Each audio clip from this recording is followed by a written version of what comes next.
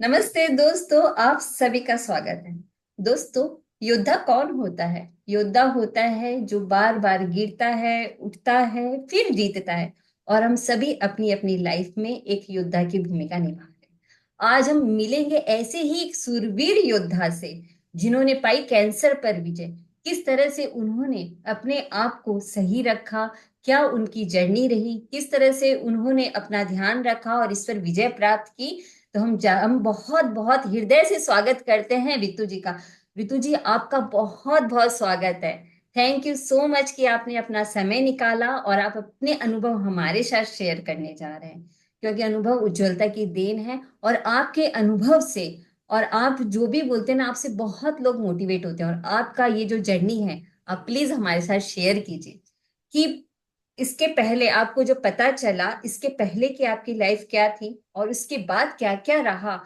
किस तरह से आपने अपना ध्यान रखा, अपना शारीरिक, मानसिक, भावनात्मक, क्योंकि सारी हेल्थ हमें चाहिए, हमारी सामाजिक और इसके साथ साथ हमारी आध्यात्मिक, ये तो हमारे स्वास्थ्य के पिलर है।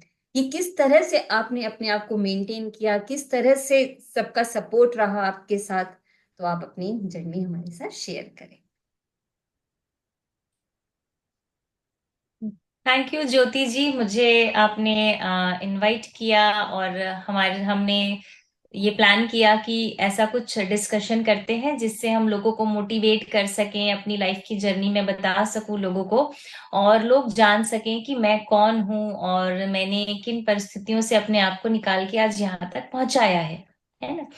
तो सभी दोस्तों को जो भी इस चैनल को देख रहे हैं, फॉलो करते हैं, जरूर इस वीडियो को पूरा अंत तक देखिएगा, क्योंकि हो सकता है इसमें कुछ आपको ऐसी बातें सुनने जानने को मिल जाए जो आपके लिए लाइफ चेंजिंग हो, और आपको काफी कुछ अपने हेल्थ के लिए कुछ जानने को भी मिल सकता है।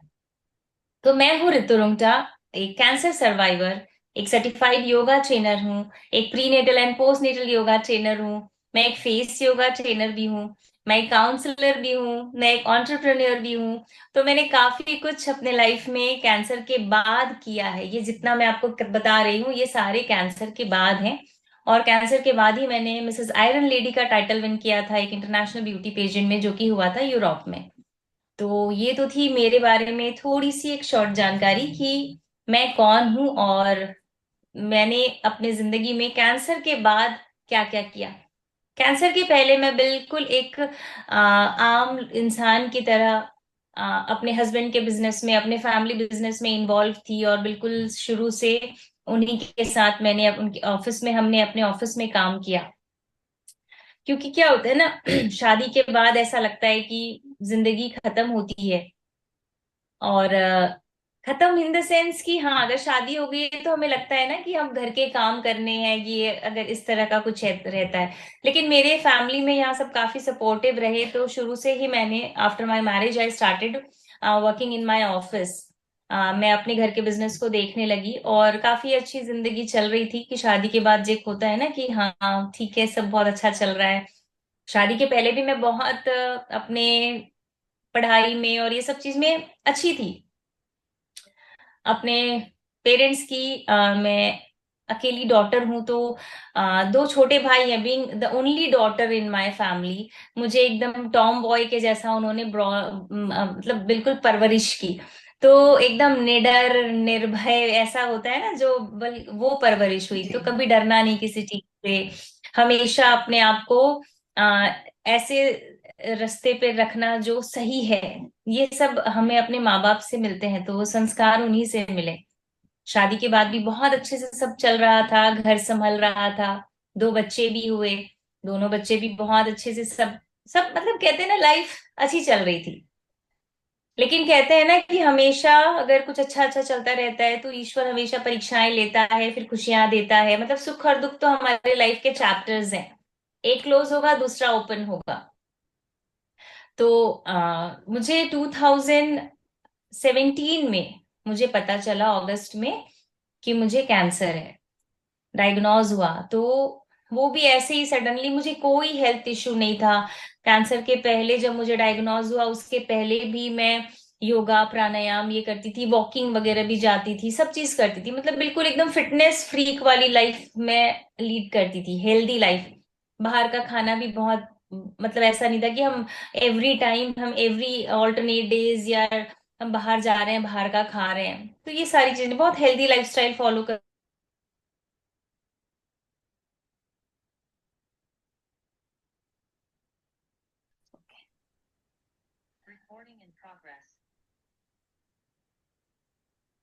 तो शादी के बाद 2 बच्चे हुए, बच्चों की परवरिश में, घर के बिजनेस को देखना, इन्हीं सब, कहते हैं ना, हम लग जाते हैं, अपना ध्यान कम रखते हैं हम, बच्चों का ध्यान रखना है, इन लॉज का ध्यान रखना है, फैमिली बिजनेस देखना है। कहीं ना कहीं मैं हेल्दी लाइफस्टाइल फॉलो करते हुए भी अपने आप को इग्नोर कर रही थी, वो पता ही नहीं चला। तो 2017 में अगस्त में कुछ ऐसे ही मुझे लंप जैसा फील हुआ लेफ्ट ब्रेस्ट पे, सडनली। उसके पहले ऐसा कोई पेन नहीं, कुछ नहीं, कोई सिम्टम्स नहीं था, बिल्कुल नहीं था कोई सिम्टम्स। तो अचानक से वो लंप महसूस हुआ, तो नेक्स्ट डे ही हम डॉक्टर के यहाँ चले गए। कहते हैं ना, ईश्वर को जब बचाना होता है किसी को, तो वो तुरंत ही अवेयरनेस लेकर आ जाता है। अदरवाइज वो गांठ ऐसी थी नहीं, पेनफुल नहीं थी, कुछ नहीं था, तो हम अवॉइड भी कर सकते थे उसको कि ठीक है दिखा लेंगे। लेकिन ईश्वर को कुछ और मंजूर था, तो हम नेक्स्ट डे ही दिखाने के लिए गए डॉक्टर को, और फिर उन्होंने चेकअप्स वगैरह कराए, तो उसमें पता चला कि मुझे एडवांस ब्रेस्ट कैंसर है। तो एडवांस? वो एक समय था जब, जी, वो एडवांस स्टेज में था। मतलब आप, एडवांस स्टेज क्या होता है, जब आपके उस किसी लोकल एरिया से कैंसर दूसरी जगह पे स्प्रेड होने वाला होता ओके। है ना। प्राइमरी स्टेज होती है, ऐसा सेकेंड स्टेज होती है, इसी तरह से उसका वो बढ़ने वाला कैंसर था, बहुत एग्रेसिव कैंसर था। तो तो आपको ये कौन सी ये, स्टेज है ये पता चला था? जी जी जी, मुझे मतलब मेरा कैंसर थर्ड स्टेज पे एंटर कर चुका था। तो वो उसके लिए, मतलब जब हम गए थे तब डॉक्टर ने ये भी कहा था हमसे कि अगर आप और 15 दिन लेट से आते तो शायद हम आपको नहीं बचा पाते। लेकिन ठीक है, ईश्वर की तो कुछ और ही नियति थी ना, उनको कुछ और ही करना था मेरी जिंदगी के साथ में। तो बस पता चला फिर। आप तो सब जानते ही हैं कि कीमो लगते हैं, काफी हम्म। कुछ होता है, ट्रीटमेंट काफी पेनफुल होता है। जी। वो समय काफी पेनफुल था, हर किसी के लिए होता है, मेरे लिए भी पेनफुल था। लेकिन मैंने बताया ना कि फाइटर के जैसे पेरेंट्स ने मुझे एकदम परवरिश की थी कि डरना नहीं है, सब चीजें अच्छी हो जाएंगी, सब सही है। मतलब वो एक पॉजिटिव थॉट हमेशा रहता था, पॉजिटिवनेस हमेशा रहती थी, क्योंकि मैं मेडिटेशन ध्यान वगैरह में भी थी थोड़ा, बहुत ज्यादा नहीं थी, लेकिन थोड़ा मैं इन सब चीजों को मानती थी। तो वो पूरे, और जब कैंसर डायग्नोज हुआ तो उस समय लगा कि अब तो कोई ऑप्शन नहीं है, अब तो पता नहीं कितने दिन की जिंदगी है, क्या है ना, आपको तो कुछ नहीं पता, सब अनसर्टेन होता है, ब्लैंक होता है आगे। बच्चे छोटे हैं, क्या है, तब लगा कि अब पता नहीं लाइफ के साथ क्या है, क्या हो सकता है। तो फिर भी लगा कि तकलीफें तो है, कोई ऑप्शन नहीं है, तकलीफों के साथ ही दिन गुजरते थे, काफी पेनफुल होते हैं कीमो। लेकिन मैं आर्ट ऑफ लिविंग की फॉलोअर रही हुई हूँ, तो वो मेडिटेशन करना, सुदर्शन क्रिया करना, ये चीजें थी, तो शायद उसी ने मुझे एक पॉजिटिविटी दे के रखी थी, लड़ने वाली। हिम्मत हारती थी, रोज हिम्मत हारती थी, लेकिन रोज ध्यान प्राणायाम सुदर्शन क्रिया करके वापस अपनी हिम्मत को खड़ा करती थी, फिर हारती थी, फिर खड़ा करती थी, बस इसी तरह से वो चल रहा था मेरा वो जर्नी। अब जब पता चलता है सिर पे बाल जाने वाले हैं, तो वो भी एक कठिन समय होता है। लेकिन उस समय भी हिम्मत नहीं हारी कि कोई बात नहीं, बिना बालों के भी अच्छे लगेंगे, क्योंकि परिवार के लिए आपका होना मायने रखता है, आप कैसे दिखते हो ये मायने नहीं रखता है ना।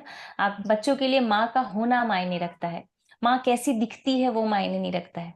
ये बात मेरे जब बेटे ने बोली, मम्मी आप ऐसे भी अच्छे लगते हो, बिना बालों के भी बहुत सुंदर हो, उसी वो एक शब्द है जो हमेशा जिंदगी में मेरे साथ रहेगा। और उसी ने मुझे वो हिम्मत दी निकलने की, कि हाँ, परिवार के लिए मेरा होना जरूरी है, मेरे बाल हो ना हो। तो वो हिम्मत मिली, फिर वो फेस चलता गया। रोज अपने रूटीन में योग प्राणायाम और ध्यान को जोड़ के रखा, एक दिन भी नहीं छोड़ा। रोज 2 2 ढाई ढाई घंटे बैठती थी, क्योंकि उसी से पॉजिटिविटी मिलती थी। मैंने कहा ना कि दिन में गिरता था, मनोबल गिरता था, हिम्मत गिरने लगती थी, लेकिन फिर वो सब चीजों को करने से वो वापस ऊपर आती थी। बस खींच के रखा था अपने आप को, गिरने नहीं दिया। नहीं तो गिरते हैं लोग तो फिर उठना मुश्किल हो जाता है। और वो समय जब देखा खुद को इतनी तकलीफ में, बिस्तर में रोते हुए, तड़पते हुए, अकेले निकाले वो दिन, तब वो समय था, तब मन में एक बात थी कि ईश्वर, अगर तूने मुझे जिंदगी दी दूसरी, मुझे नहीं पता, उस समय तो नहीं पता था, मुझे नहीं पता कि आगे क्या है नहीं है, लेकिन अगर आप मुझे दूसरी जिंदगी देते हो तो मुझे कुछ ऐसा देना कि मैं जो दर्द और तकलीफ झेल रही हूं वो मैं दूसरों की मदद कर पाऊं। दो तो मुझे ऐसी देना, वरना मत देना, वरना तो फिर मौत ही अच्छी। आप जिंदा और नहीं जीना मुझे। इतनी तकलीफें थी शरीर में, कीमो लगते हैं, एक एक कीमो जैसे जैसे बढ़ता जाता है शरीर वीक होता जाता है। काफी मुश्किल समय था वो। लेकिन बस वही मैंने कहा ना, हिम्मत भगवान ने दी थी कि नहीं, उठा के रखना है। परिवार का बहुत सपोर्ट रहा, दोनों बच्चे, हस्बैंड, मेरी मदर, वो हम पूरा टाइम मेरे साथ थी, पूरा मेरा ध्यान रखने के लिए। तो माँ होने से अपने आप ही बच्चे का, कहते हैं ना, माँ तो सबसे अच्छे से अच्छा ध्यान रखती है। उन्होंने मुझे बहुत अच्छे से संभाला, पूरे 9-10, जितना भी 1 साल तक ट्रीटमेंट चला, साथ में थे वो। और पूरा परिवार का वो ध्यान रखते थे, तो मेरा काम था केवल खुद का ध्यान रखना, खुद को पॉजिटिव रखना, खुद के लिए काम करना। और वही एक समय था जब मैंने फिर ये सोचा कि ईश्वर ने दर्द तो दिया है, ये तकलीफ भी दी है, लेकिन ये समय भी दिया है, तो इस समय का मुझे कुछ यूज करना है। मुझे अब अपनी लाइफ को, जो अभी तक ऐसे लग रहा था कि व्यर्थ ही जा रही थी, बस दिन भर घर के काम, बच्चे संभाल लिए, ऑफिस का काम देख लिया, वही टेंशन, बिजनेस में क्या होगा, बच्चे बड़े होके क्या बनेंगे, पढ़ेंगे कि नहीं पढ़ेंगे, मतलब जो होता है ना, जो एक नॉर्मल सबकी थॉट होती है, फ्यूचर सोचना, फ्यूचर का सोच के टेंशन करना। बिजनेस कर रहे हैं तो ये करना है, वो करना है, बच्चे, छोटे बच्चे हैं लेकिन फिर भी उनका सोचते हैं, अच्छा बच्चा बड़ा हो के ये बनेगा, उसको ये पढ़ना है, अभी से तुम पढ़ो, तुम ये नहीं करोगे तो कैसे हो। मतलब यही सारी चीजें जो एक नॉर्मल आम आदमी की जिंदगी में होती है, बस वैसे ही जिंदगी चल रही थी। लेकिन पता नहीं था कि इन्हीं जो जिंदगी का पहिया जो आगे चल रहा है, इसमें अंदर ही अंदर मैं अपने आप को खोखला करते जा रही हूँ। हम स्ट्रेस लेते हैं इतना। देखिए, किसी भी औरत के लिए घर संभालना, साथ में बिजनेस संभालना बहुत चैलेंजिंग होता है। कहीं ना कहीं हर समय आप अपने आप को 100% नहीं दे पाते हो। आप बिजनेस देखते हो तो कहीं ना कहीं घर इग्नोर हो जाता है। जब आप घर की तरफ ध्यान देते हो तो कहीं ना कहीं बिजनेस को आप वो करते हो, समय देना पड़ता है। तो जब बिजनेस को समय देती थी तो बच्चे इग्नोर हो जाते थे। तो इसी तरह से वो कहते हैं ना, अपने आप को हर जगह पे फिट करने के लिए हम इधर लगे हुए, इधर लगे हुए, और कहीं ना कहीं अपने आप को खो रहे हैं। ये भी देखना है, ये भी देखना है, ये भी देखना है। तो पता ही नहीं चला कब अंदर ही अंदर वो स्ट्रेस और टेंशन। देखिए, हेल्दी लाइफस्टाइल थी पूरी, वॉकिंग, रेगुलर पार्क में जाके वॉक करना, सारी चीजें थी, बिल्कुल कोई बुरी हैबिट नहीं। फिर भी जब कैंसर हुआ ना, तो पूरे कैंसर के दौरान मैं एक ही चीज सोचती थी, जब इतनी अच्छी लाइफस्टाइल थी, कुछ नहीं, मैंने तो कभी कुछ नहीं गलत किए, खाया या कुछ किया, जाने अनजाने भी कभी किसी के गलत सोचने का भी नहीं सोचते थे। होता है ना कि भाई हम ऐसे कुछ बहुत दूसरों के लिए गलत करते हैं तो हमारे साथ गलत हो जाता है, ऐसा कुछ करते ही नहीं थे। फिर समझ में आया बाद में कि जो इतना मैं स्ट्रेस लेके रखती थी, बिजनेस संभालना है, रिलेशंस मेंटेन करनी है सारे, आप बहू हैं, आप माँ हैं, आप वाइफ हैं, सारे रिलेशंस को मेंटेन करना और खुद को परफेक्शनिस्ट साबित करना कि हाँ मैं सब कर सकती हूँ। आप खो अपने आप को खो के उन सब चीजों को करने में लगे थे। तब पता चला कि नहीं, ये स्ट्रेस जो है ये बहुत बड़ा रोल प्ले किया मेरे कैंसर के लिए। तब समझ में आया कि नहीं, अब मतलब फिर पूरे कैंसर के दौरान ना मैं अपने मतलब वो स्टडीज करते गई कि क्यों हुआ, किस लिए हुआ, अब इससे कैसे निकले, और अगर निकलते हैं तो अब मुझे अपनी लाइफ को कैसे जीनी है, अब मुझे पहले जैसा नहीं जीना। हम पहले जब थे लोगों की परवाह करते थे, है ना, कौन क्या बोलेगा, कोई रिश्तेदार क्या बोलेगा, अरे, मतलब आप समझ रहे हैं ना, बिल्कुल एक जो औरत की भावना होती है कि अगर बच्चों का ध्यान नहीं रखा तो बच्चे क्या बोलेंगे, हस्बैंड का ध्यान नहीं रख पाए तो अरे उनकी तरफ से हमें कंप्लेन आएगी। आपके जो इन लॉज हैं, अगर उनका ध्यान नहीं रखा तो उनकी तरफ से कंप्लेन है कि, तो ऐसा होता है ना, हम इन सब चीजों को संभालते संभालते आगे आगे बढ़ते हैं। सोसाइटी के बारे में सोचते हैं, फ्रेंड्स के बारे में सोचते हैं, अरे वो क्या कहेंगे, ऐसा करना है, मतलब बहुत लाइफ पहले बहुत अलग थी। दूसरों के बारे में मतलब सोच, दूसरे क्या सोचेंगे। कैंसर के बाद जब खुद को तकलीफ में देखा तब लगा दूसरे कहाँ खड़े आके होते हैं। आपकी तकलीफ जब होती है आपको खुद को उठाना है। कितने ही अच्छे रिश्ते हों, वो आपको उठाने नहीं आएंगे रोज रोज। उठाने मतलब ऐसा नहीं कि बिस्तर से उठाना, मन से उठाना, बिल्कुल। है ना। अपनी जिंदगी में सब बिजी हैं, सबकी अपनी लाइफस्टाइल है, तो हम किसी से उम्मीदें भी क्या करेंगे। सबकी बिजनेस है, सबका काम है, सब घर संभालते हैं। तो वो जो समय था ना कि अब खुद को तो खुद को ही उठाना है, तब समझ आया कि नहीं, तो बहुत परवाह नहीं करनी चाहिए। अपने बारे में भी थोड़ा सोचना चाहिए, थोड़ा अपने लिए भी समय निकालना चाहिए। हर औरत को 24 घंटे में थोड़ा समय खुद के लिए निकालना चाहिए। खुद के लिए निकालना मतलब ऐसा नहीं है कि हम फोन पे किसी से बातें कर रहे हैं, वो खुद के लिए निकालना समय हो गया। हम किसी के लिए गॉसिप कर रहे हैं, हम खुद के लिए, वो समय नहीं। खुद के लिए मतलब खुद के साथ ध्यान में बैठना, ब्रेथ वर्क्स करना, प्राणायाम करना, ये खुद के साथ का समय है। खुद की पसंद का थोड़ा सा कुछ चीज करना दिन भर में, वो आपको खुशी देता है। जब ये सारी चीजें करते हो ना, आपकी एनर्जी शिफ्ट होती है ना? क्योंकि आप खुश होते हो। तो ये सारी चीजें मैंने उसी समय सीखी कि नहीं, अब बहुत किसी भी चीज में अपने आप को पूरा नहीं देना है। जितनी क्षमता है आप उतना दो, हर रिश्ते को, अपने काम को अपनी तरफ से पूरा दो, फिर उसके बाद छोड़ दो। न तो किसी से बहुत उम्मीदें रखो, और न किसी की उम्मीदों पे पूरा खरा उतरने की कोशिश करो। ये दोनों चीज ही तकलीफ देती है। क्यों, सही कह रही हूँ ना ज्योति दी? एकदम अगर सही कह आप रहे हैं। उम्मीदें रखते हैं, उम्मीदें टूटती हैं, है ना। उम्मीदें रखेंगे, उम्मीदें टूटेंगी, तकलीफ होगी, वो तकलीफ अंदर जाएगी, और पता नहीं फिर कनेक्टेड हो जाता है सारी चीजें, ऐसा ऐसा ऐसा। और कोई आपसे बहुत उम्मीद रखता है, तो अगर आप उसको पूरा करने के लिए खुद को तो नहीं खो दोगे। नहीं। तो ये कुछ कुछ चीजें सीखी उस समय कि नहीं, बहुत जी लिया, बिजनेस देख लिया, बच्चों के लिए कर लिया, थोड़ा अब मुझे अपना ध्यान रखना है, क्योंकि मुझे अपने आप को खड़ा करना है। अपने शरीर को मुझे वापस खड़ा करना है, और वो तो मुझे ही करना है। कोई नहीं हेल्प कर सकता।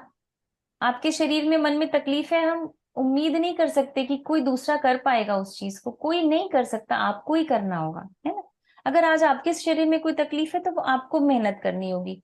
रिश्ते चाहे कितने ही अच्छे हों, फैमिली में चाहे चाहे सब कितने ही अच्छे हों, लेकिन खुद को मोटिवेट तो खुद को ही करोगे। खुद को पुश करना है, रोज मुझे उठना है, रोज मुझे कुछ करना है।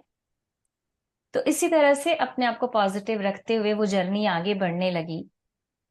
लेकिन जिस तकलीफ से खुद को देखा था ना ज्योति जी, तो हमेशा ये रहता था कि अब कुछ करना है मेरे जैसे लोगों के लिए, स्पेशली जो इतनी बड़ी बीमारी से जूझ रहे हैं। और हर उस इंसान के लिए जो अपनी मेंटल हेल्थ को इग्नोर करता है, कि हेल्थ से बड़ा कुछ नहीं। आज पूरी दुनिया लगी हुई है, भाग रही है किसी न किसी चीज के पीछे, है ना। बच्चे हैं अपनी पढ़ाई में, करियर के पीछे, पेरेंट्स हैं घर चलाने में, घर संभालने के पीछे, कोई रिश्तों को निभाने के पीछे चल रहा है। तो सब भाग रहे हैं, और उस भाग दौड़ में कहीं ना कहीं अंदर का जो सुकून है ना, वो खो चुके हैं। हो रहा है। है ना? और ये जो सुकून है, आप पूछिए 100 इंसान में अगर आपको 25 लोग भी ये कहते हैं ना, नहीं मुझे तो बड़ा सुकून है, आप उनके दिल के अंदर घुस के पूछिए, कहीं ना कहीं किसी न किसी चीज को लेके हर इंसान बेचैन है। और हम समझ नहीं पाते कब ये छोटी छोटी बीमारियां फिर बड़ी बड़ी बड़ी में कन्वर्ट होती है। छोटी छोटी चीजें, नींद नहीं आना, पेट साफ नहीं होना, है ना, गुस्सा आना, चिड़चिड़ाहट आना, ये सब क्या है? ये हमारे सिम्टम्स है दूसरी बड़ी बीमारी के, छोटे छोटे सिम्टम्स है। हम इनको इग्नोर करने लगते हैं। तो उस दौरान बहुत कुछ सीखा, और अपने आप को खड़ा किया, बिना बालों के खुद को देखा, तो लोगों की नजरों में बहुत वो एक सिंपथी भी देखी। तो बड़ा तकलीफ भी होता था कि देखिए, बिना बाल के किसी औरत को देखना मतलब पूरी दुनिया मुड़ मुड़ के देखती है। वो एक सबसे कठिन समय होता है। घर में जब आप रहते हो तो पता नहीं चलता, घर के बाहर तो निकलना ही होता है। आप अपने ट्रीटमेंट के लिए जाते हैं, सब चीज के लिए जाते हैं। मैं तो ऑफिस में भी बैठती थी, मैंने कभी बालों को कवर, अपने सिर को कवर नहीं किया, इस सोच से मैंने तो कोई गलती नहीं की, मैं क्यों इस तरह से रखूं। ये तो ट्रीटमेंट का एक हिस्सा है। तो है, जिसको जो सोचना है सोचे। हम तो बिना बालों के ही अपने काम पे बैठेंगे, बिना बालों के ही हम ट्रैवल करेंगे। तो वो अलग ही कॉन्फिडेंस लेवल था उस समय। रितु जी, जब केमो लगता है तब उसका असर तुरंत नहीं होता, 2-4 दिन बाद उसका असर होता है। तो उस समय कितना मुश्किल होता होगा आपके लिए जाना, काम करना, बच्चों को संभालना या थोड़ा अपना करना।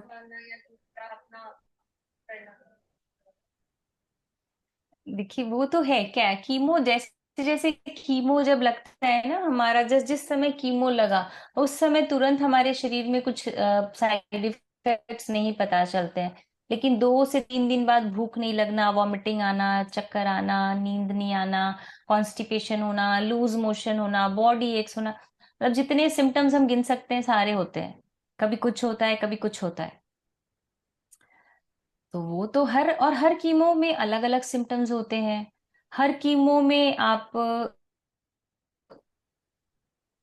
का मतलब कहते हैं ना, मुंह का टेस्ट चला जाता है, कुछ खाने का मन नहीं करता है। तो ये बहुत चीजें ऐसी थी जो बहुत परेशान भी करती थी, और करती है, हर किसी को करती है। इतने लोगों से आज मैं कनेक्टेड रहती हूँ, इतने कैंसर पेशेंट से जुड़ती हूँ। ये प्रॉब्लम्स तो है ही, लेकिन थोड़ा सा हमें अपने आप पे नहीं करना है, नहीं खाना है, खुद के लिए थोड़ा उठाना है, खुद को धक्का देना है। बस वही चीज है जो आपको स्ट्रांग रखेगा, वो है आपका डिटर्मिनेशन। नहीं हारना, नहीं, विल पावर स्ट्रांग रखना है कि मैं लड़के निकल सकती हूँ या निकल सकता हूँ। और मुझे हिम्मत नहीं हारना। अगर मुझे खाने का मन नहीं भी करता है तो भी थोड़ा थोड़ा खाते जाना, खाते रहना है, क्योंकि कैंसर में बॉडी बहुत वीक होने लगता है। और अगर आप तरीके से नहीं खाएंगे तो वो और कमजोर होगा, और आपके नेक्स्ट कीमो में प्रॉब्लम्स आती हैं। तो आपका कीमो खाना से क्या होता था? शरीर बहुत कमजोर होने लगता है ज्योति जी। खाना क्या होता था आपका? देखिए, खाना मैंने बहुत सब हाँ, सबसे पहले तो घर, कीमो कैंसर या किसी भी मतलब बड़ी प्रॉब्लम्स में आप ये देख लीजिए, घर का खाना ही खाना है सबको, ठीक है। बाहर का खाना तो अवॉइड ही करना चाहिए। और सारी आधी बीमारियों की जड़ तो ये बाहर के रिफाइंड ऑयल और ये जंक है, मैदा जो भी है, जो बाहर आप खाने जाते हैं वो उसी समय नहीं बने हुए होते, वो पता नहीं कितने समय पहले के बने हुए होते हैं, है ना। कौन सा और रिफाइन ऑयल यूज करते हैं, कितना, और रिफाइन ऑयल भी फ्रेश नहीं रहता, वो एक ही कढ़ाई में जो पड़ा है तेल उसी में बन रहा है, बन रहा है, बन रहा है, तो वो शरीर को कितने नुकसान देते हैं। तो बाहर का खाना तो हमें खाना ही नहीं चाहिए। घर का हर एक चीज जो फ्रेश बना है, दालें, हर तरह की सब्जियां, फ्रूट्स है, दूध, दही, पनीर, ये सारी चीजें, थोड़ी प्रोटीन रिच वाला खाना जो होता है, क्योंकि हमारे सेल्स देखिए, बॉडी में जो सेल्स हैं वो प्रोटीन से बनते हैं। और कीमोथेरेपी में वो जो मेडिसिन जाती है वो हमारी सेल्स को मारती है। अब कीमोथेरेपी में तो जो जाता है मेडिसिन, उसको ये नहीं पता ना ये सेल्स कैंसर का है, ये नॉर्मल सेल है, अच्छा इसको अच्छा इसको नहीं मारो। वो तो सबको मारता है। कुछ कुछ जो हर्बल चीजें भी होती है, गिलोय पानी है ना, नीम, कच्ची नीम और हल्दी का पानी है, ये सारी चीजें बहुत हेल्प करती है। वीट ग्रास जूस है जो ज्वारे का जूस कहते हैं ना, हम्म। ज्वारे का रस हाँ, निकलता है। ज्वार रस। ये मतलब ये चीजें बहुत बहुत हेल्प करती है आपके उस समय के बॉडी को रिकवर, रिपेयर करने में, जो कीमो से डैमेज होता है आपका शरीर। तो आप गिलोय का जूस तो और ज्वार जितने का भी, रस सुबह पीते थे क्या? खाली पेट लेते थे? हाँ हाँ, खाली पेट आप सुबह गिलोय का जूस लीजिए। देखिए, थोड़ा थोड़ा गैपिंग में लेना, एक साथ तो आप सारी चीजें नहीं ले सकते। आप सुबह उठे हैं तो उस समय थोड़ा सा, या तो ज्वारे का जूस ले लीजिए थोड़ा सा, 1 कप जितना, और फिर थोड़ी देर के बाद, आधे 1 घंटे के बाद फिर गिलोय का ले लीजिए। फिर इस तरह से फिर बाद में 11-12 बजे आप कच्ची नीम हल्दी का पानी ले सकते हैं, बॉईल करके जो लेते हैं ना, थोड़ी सी कच्ची हल्दी जो अदरक के जैसी रहती है वो, हम्म। और कड़वी वाली नीम पत्ती जो होती है, वो 4-5 पत्तियां डाल के पूरे पानी को बॉईल करके हाफ कर लो और उसको आप ले लो। तो ये चीजें क्या करती है, इम्यूनिटी को बढ़ाती है और कैंसर सेल्स को कंट्रोल करती है। और एक और मैंने बहुत अच्छी चीज सीखी थी उस समय, पपीते के पत्ते की चाय।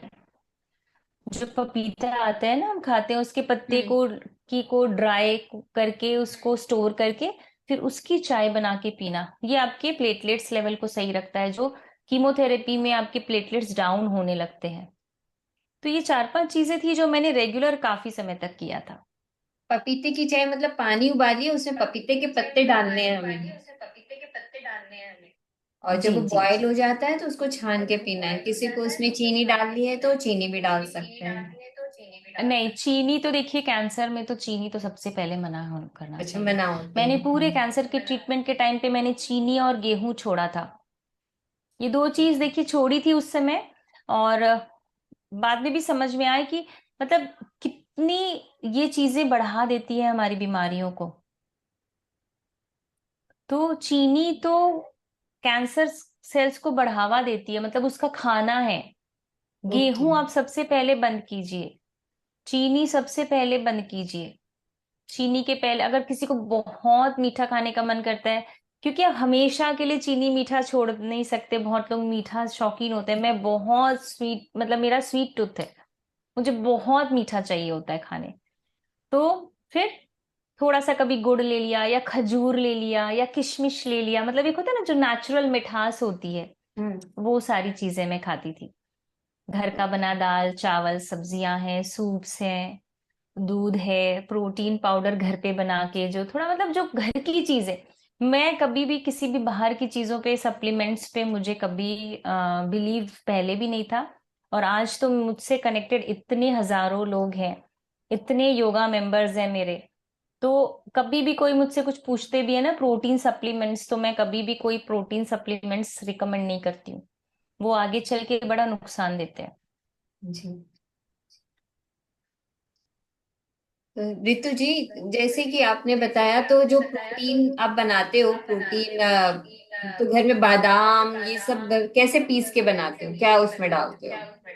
ये देखिए प्रोटीन पाउडर बनाने की रेसिपी बहुत सिंपल है। घर पे हमारे बादाम होता है, ताल मखाना होता है ना, जितनी तरह की सीड्स है वो मिक्स कर लो आप।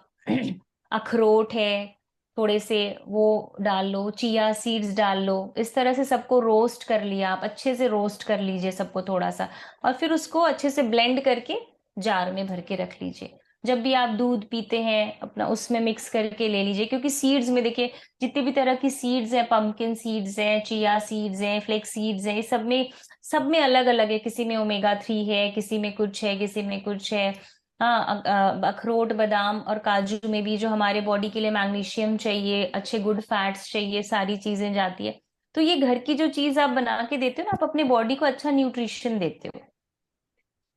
तो ये जरूर सबको लेना चाहिए, जितने एटलीस्ट जो कीमो से निकल रहे हैं उनको। तो मतलब काफी चीजें हैं ध्यान देने की। रितु जी, मैंने एक चीज और देखी है, जब कीमो कराते हैं उसके कुछ दिनों बाद फिर उनका मन नहीं होता कुछ एक्सरसाइज करने का। मतलब वो अंदर से इतने कमजोरी फील करते हैं ना, तो वो कहते हैं कि नहीं मन हो रहा है, तो उस समय क्या करें? देखिए ये तो बिल्कुल है, शरीर उठता नहीं है, थकान लगती है, गिरा हुआ सा रहता है ना, मन बुझा बुझा रहता है। लेकिन इससे निकलने का एक सबसे बड़ा अच्छा उपाय है जो मैंने अभी किया हुआ है, मतलब मैंने तो अपनी लाइफ ही पूरी डिवोट कर दी है इसके लिए। मैं लेती हूँ कैंसर पेशेंट्स के लिए, जो क्लासेस लेती हूँ मैं स्पेशली, योगा क्लासेस होती हैं। तो जब वो मुझे देखते हैं ना बैठे हुए, तो वो अपने आप को पुश कर पाते हैं। और सेशन लेने का तरीका ऐसा होना चाहिए कि वो अपने आप बैठे, रोज बैठे, अपने आप को छोड़े नहीं, तबीयत चाहे कैसी भी हो। तो थोड़ा सा उठाना पड़ता है शरीर को।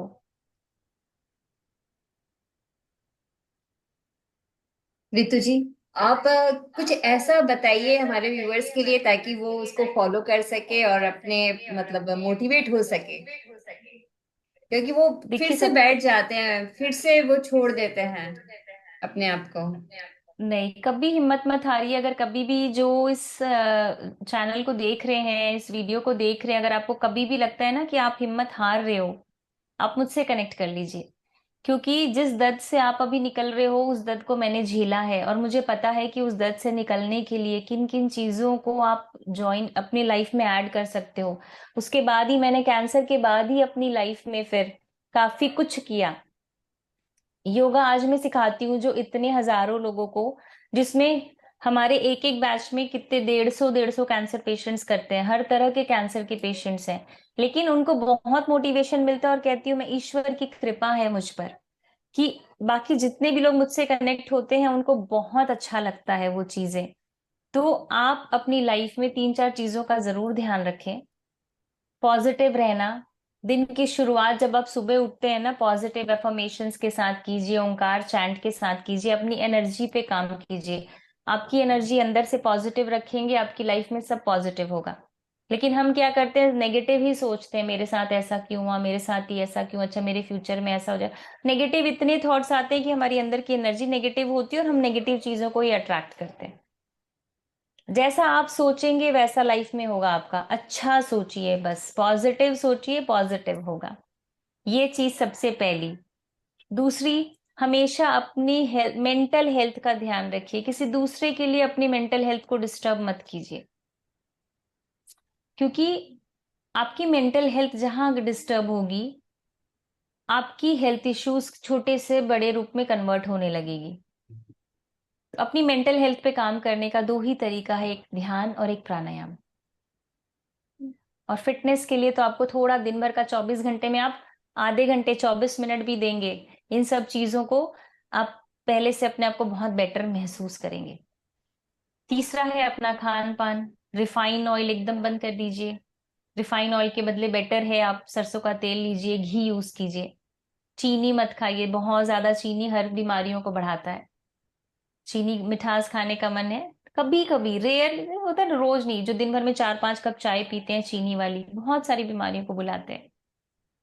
तो पॉजिटिव रहना, इस तरह से अपने खाने का ध्यान रखना, और खुद को बस 24 घंटे में आधे घंटे योग प्राणायाम और ध्यान को दीजिए।